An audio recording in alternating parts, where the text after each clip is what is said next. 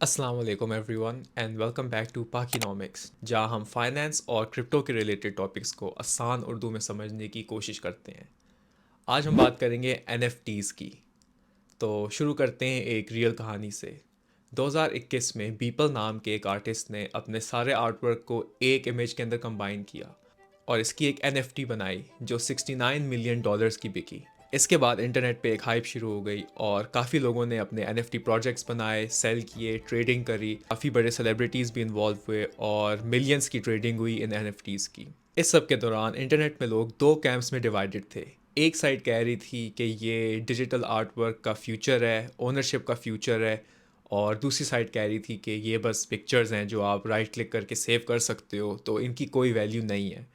اور دونوں سائڈز غلط بھی نہیں تھیں لیکن پوری طرح ٹھیک بھی نہیں تھیں، اور آج ہم سمجھیں گے کہ NFTs ہیں کیا اور ان کا ریئل ورلڈ میں یوز کیس کیا ہو سکتا ہے۔ NFTs کا مقصد کبھی بھی ڈیجیٹل آرٹ ورک کی ٹریڈنگ نہیں تھا، لیکن NFT بس ایک ڈیجیٹل سرٹیفکیٹ ہوتا ہے اونرشپ کا۔ NFTs پروف کرتی ہیں کہ کیا کوئی چیز اصلی ہے، اس کا اونر کون ہے، اور اس کی ساری ٹرانزیکشن ہسٹری بلاک چین کے اوپر پرماننٹلی ریکارڈڈ ہوتی ہے اور پبلک کا کوئی بھی بندہ اس کو دیکھ سکتا ہے۔ اب آرٹ صرف ایک ایگزامپل تھی، لیکن اس کی ریئل پاور اونرشپ ویریفیکیشن کے اندر ہے، جس کے کافی یوزز ہو سکتے ہیں۔ یہاں پہ ایک پاکستان کی ایگزامپل لیتے ہیں۔ پاکستان میں ایک بہت بڑا ایشو ہے پراپرٹی سکیمز کا۔ ڈفرینٹ طرح کے سکیم ہوتے ہیں، کبھی فیک فائلز ہوتی ہیں، ڈبل سیلنگ ہوتی ہے، یا کبھی کبھی جو سوسائٹی ہوتی ہے وہی نکلی نکل آتی ہے۔ کوئی بھی ویریفیکیشن کا ذریعہ نہیں ہوتا۔ اکثر ایسا ہوتا ہے کہ ایک ایجنٹ تین تین لوگوں کو سیم پلاٹ بیچ دیتا ہے، بیچ میں سے غائب ہو جاتا ہے، اور پھر جو لوگ جنہوں نے پیسے دیے ہوتے ہیں وہ آپس میں لڑتے رہتے ہیں۔ ان سارے اسکیمز کے اندر ایک کامن تھیم ہے کہ کوئی سینٹرل ویریفیکیشن سسٹم نہیں ہے، پبلک ریکارڈ نہیں ہے۔ لوگ ایجنٹس کی بس باتوں میں آ جاتے ہیں، کہیں سے ویریفائی نہیں کر سکتے کہ وہ سچ بتا رہے ہیں یا نہیں۔ اکثر ایجنٹس جو پیپر بھی دکھاتے ہیں وہ بالکل ریئل لگتے ہیں، یا سوسائٹیز جو پیپر دکھاتی ہیں وہ ریئل لگتی ہیں۔ آپ کو پتہ ہی نہیں چلتا کہ آپ کے ساتھ اسکیم ہو رہا ہے، آپ کو سب کچھ ریئل لگ رہا ہوتا ہے۔ یہاں پہ NFTs گیم بدل سکتے ہیں۔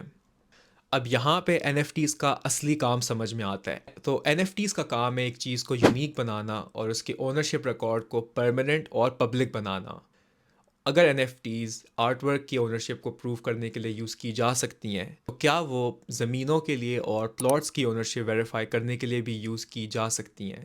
اگر کوئی نئی سوسائٹی لانچ ہوتی ہے اور وہ گورنمنٹ سے اپرووڈ ہوتی ہے، گورنمنٹ اس سوسائٹی کے ہر پلاٹ کے لیے ایک NFT لانچ کر سکتی ہے، اور ان NFTs کے اندر پلاٹس کے ساری جو ضروری انفارمیشن ہے وہ انکلوڈ کی جا سکتی ہے، جیسے اس کا سائز، اس کی کوآرڈینیٹس، سارے اس کے فیچرز، سوسائٹی کی ڈیٹیلز، اس کا لیگل سٹیٹس، NOC سٹیٹس، جو کچھ بھی ہے۔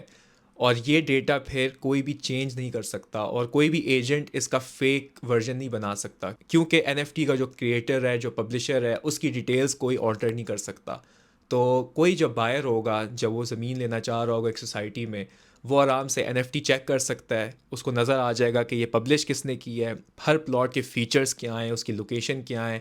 پھر یہ ان فیچرز کو خود انڈیپینڈنٹلی چیک کر سکتا ہے، گوگل میپس پہ جا کے کوآرڈینیٹس دیکھ سکتا ہے کہ بھائی یہ میری زمین اس جگہ کے اوپر ہے۔ اور کیونکہ یہ گورنمنٹ بیکڈ ایک NFT ہوگی، کل کو کوئی کہہ نہیں سکتا کہ یہ ان کی اونرشپ کی نہیں ہے، کیونکہ ایک دفعہ جب نیا بائر اس NFT کو خرید لے گا اور اونرشپ اس کے پاس آ جائے گی، تو یہ بھی ایک پبلک ریکارڈ بن جائے گا۔ اور اگر کوئی ایجنٹ بھی یہ پلاٹ بیچنا چاہے، تو جو بائر ہوں گے پوٹینشیل، ان کو نظر آ جائے گا کہ اس کا لیگل اونر یہ ہے، اور اس سے کافی زیادہ اسکیمز ختم ہو جائیں گے۔ اس سسٹم کے اندر ایک پلاٹ ایک سے زیادہ لوگوں کو بیچنا بھی ٹیکنیکلی امپاسبل ہو جاتا ہے، کیونکہ ہر پلاٹ کا ایک NFT ہوگا جو ویریفائبل ہوگا۔ تو آپ کبھی بھی کوئی خریدنے سے پہلے دیکھ سکتے ہیں کہ یہ پلاٹ کس کی اونرشپ میں ہے اور میں نے کس سے خریدنا ہے۔ تو بیچ میں جو ایجنٹ اسکیم کرنے کی کوشش کرتے ہیں وہ کچھ کر ہی نہیں سکیں گے۔ بائنگ اور سیلنگ کا پروسیس بھی آسان ہو سکتا ہے تھرو اسمارٹ کانٹریکٹس، جہاں پہ بائر اپنے پیسے ایک اسمارٹ کانٹریکٹ میں ڈالتا ہے، اور جیسے ہی اونرشپ ٹرانسفر ہوتی ہے NFT کی، تو پیسے خود ہی ریلیز ہو جاتے ہیں۔ یہ بھی ایک فیچر ہے بلاک چین کا جو اس چیز کے اندر ایکسپلور کیا جا سکتا ہے۔